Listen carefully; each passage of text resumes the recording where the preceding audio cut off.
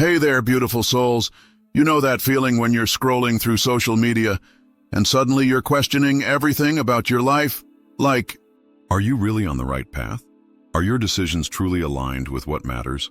Listen, I've been there, and today I'm going to share something that completely changed my perspective.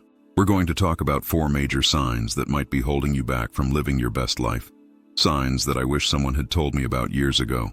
But before we dive in, I want you to know that by the end of this video, you'll get access to my personal decision-making framework, the exact same method I use to make choices that align with both my faith and my goals. It's like having a GPS for life decisions. You see, in today's world, we're constantly bombarded with messages about what success looks like, what happiness should feel like, and how we should live our lives. But here's the thing. What if I told you that some of these messages are actually toxic signs that are keeping you from your true potential? Stay with me, because in just a few minutes, I'm going to show you how to spot these signs and, more importantly, how to overcome them. And trust me, the third sign, it's something that might completely change how you view your journey. Let's talk about something that's literally everywhere in our lives: social media validation. You know that little rush of dopamine you get when your post gets lots of likes? Yeah, that feeling can be pretty addictive, but here's where it gets tricky. Think about it. How many times have you posted something and then kept checking your phone every 5 minutes to see who liked it? Or maybe you've deleted a post because it didn't get enough engagement. I get it. I've been there too. But here's the reality check we all need. When we're constantly seeking validation from likes and comments, we're basically putting our self-worth in the hands of total strangers. Like, how crazy is that? Let me share something personal with you. A few years ago, I was obsessed with growing my social media following. I would spend hours, and I mean hours, trying to create the perfect post, the perfect caption, the perfect everything. And you know what happened? The more followers I got, the emptier I felt. That's when I realized something huge. I was looking for approval in all the wrong places. The satisfaction from 100 likes lasts what? Maybe 5 minutes, but the peace you get from knowing your worth comes from something much deeper. That's permanent. Here's what I learned. Social media isn't the problem. It's how we use it. Instead of asking, will people like this? Try asking yourself, does this add value? Am I sharing this for the right reasons? Am I being authentic? And you know what's amazing? When you start approaching social media with this mindset, something magical happens. You stop being a slave to notifications. You start posting with purpose. Your content becomes more meaningful, more authentic, and ironically, people respond to that authenticity way more than they do to perfectly curated posts. But listen, this next part is crucial, because what we're about to discuss is something that goes hand in hand with social media validation. It's about how we make decisions. And trust me, this might explain why some of your choices haven't felt quite right lately. You know that feeling when you're about to make a big decision and your heart is racing? We've all been there. But here's something I've learned. The biggest decisions in life don't always need to feel so overwhelming. Remember when I mentioned that peace we're all looking for? Well, this is where it gets really interesting. Because making decisions without spiritual guidance is like trying to navigate through a city without a map, in the dark, while wearing a blindfold. Let me share something that changed everything for me. A few years ago, I was facing this huge career decision.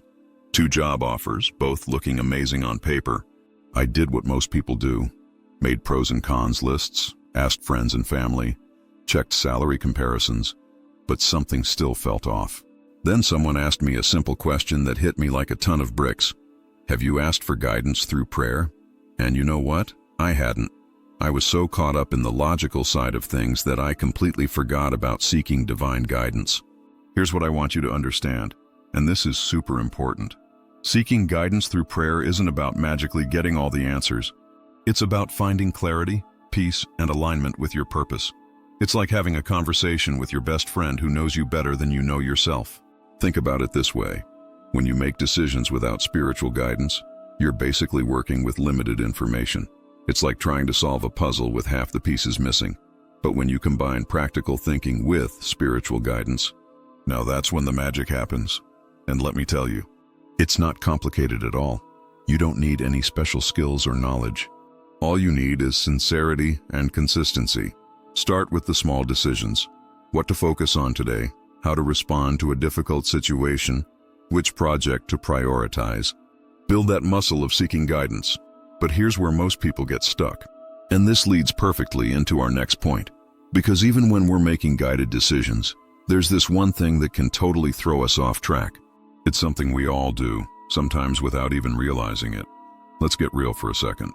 Have you ever caught yourself scrolling through social media and thinking, why isn't my life like that? Yeah, that's exactly what we need to talk about. Comparison. It's like this silent dream killer that sneaks up on us. And in today's world, it's everywhere. We're comparing our behind the scenes with everyone else's highlight reel. Think about it. We see people posting about their amazing jobs, perfect families, spiritual achievements, but we don't see their struggles, their doubts, their journey. Here's the thing that hit me hard one day. Every time we compare ourselves to others, we're basically saying that our unique journey isn't good enough. How crazy is that? Each of us has our own timing, our own path, our own tests and victories.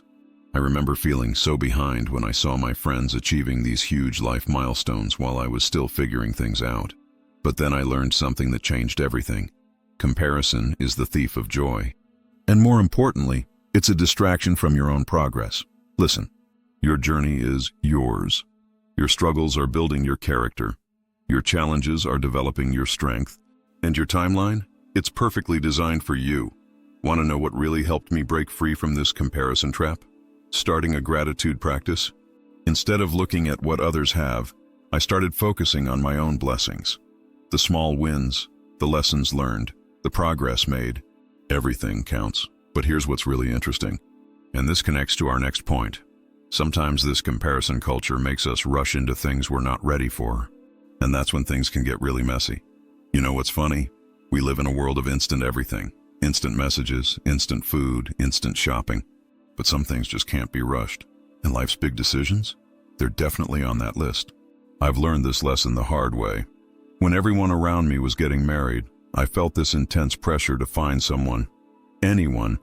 I almost made a huge mistake because I was rushing what should have been a carefully considered decision. Here's the truth. Rushing major life choices is like trying to microwave a gourmet meal. Sure, it might look done on the outside, but inside, not so much. The most beautiful things in life take time. Think about nature. A fruit needs time to ripen. A flower needs time to bloom. The same applies to our decisions. Whether it's about career moves, relationships, or personal growth, timing is everything. And this is where that decision-making framework I promised comes in. It's simple but powerful. Before making any major decision, take 3 steps. Pause and reflect. Seek guidance through prayer. Give yourself permission to wait for clarity. Remember what we talked about earlier with social media and comparison? This is where it all comes together. When we rush decisions, we're often reacting to external pressure rather than following our inner guidance. Now, before we wrap up, let me share that powerful practice I mentioned at the start of this video. This changed everything for me, and I know it will for you too. Here it is, the game-changing practice I promised. The sacred pause. Before every decision, big or small, take a sacred moment to align your heart with your actions. This isn't just about taking time. It's about making intentional choices that align with your values. Think about those 4 signs we discussed today. Seeking validation, making hasty decisions, comparing yourself to others, and rushing through life. They all have one thing in common. They disconnect us from our true purpose. If this video resonated with you, hit that like button and subscribe. Your journey matters to me, and I'd love to hear your thoughts in the comments below. And hey, if you're dealing with anxiety about life decisions right now, you're going to want to catch next week's video on 3 powerful ways to find peace in chaos. It's going to be a game changer. See you there.